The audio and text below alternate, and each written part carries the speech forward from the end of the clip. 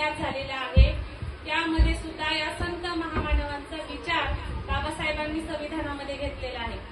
आता समतेनं वागायचं म्हणजे काय करायचं?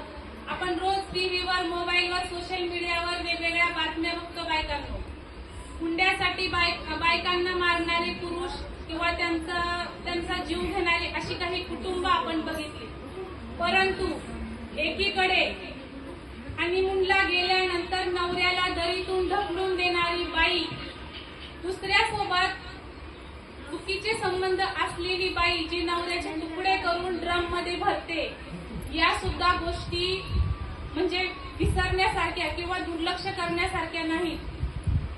असं नाही की तुम्हाला स्वातंत्र्य मिळालं म्हणून तुम्ही यांना मारायलाच उठाल, असं करायचं नाही. आपल्याला समतेचं राज्य आणायचंय. स्वातंत्र्य, न्याय, बंधुता सगळ्यात महत्वाची गोष्ट जर आपल्याला कुठली हवी असेल तर माणसाने माणसाशी माणसासारखं वागायचंय. मग तो माणूस लहान असो